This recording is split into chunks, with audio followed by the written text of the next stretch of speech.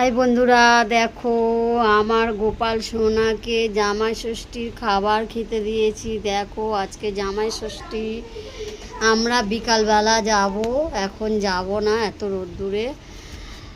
তাই জন্য গোপাল সোনাকে আমি ঘরে সব নিয়ে এসে খেতে দিয়েছি। এই দেখো গোপাল সোনা খাচ্ছে, দেখো দেখো ভালো করে দেখো গোপাল সোনার পাতে কি কি আছে। তোমরা একটু কমেন্টে বলবে যে গোপাল সোনার পাতে আমি কি দিয়েছি থালার মধ্যে, বুঝেছো? ঠিক আছে, গোপাল সোনাকে একটু খাইয়ে দিই। তোমরা দেখো, প্রথমে আমি দই চিড়ে খাওয়াচ্ছি গোপাল সোনাকে।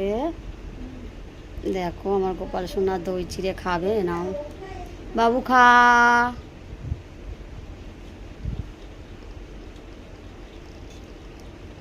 ছুটকা বাবু খা।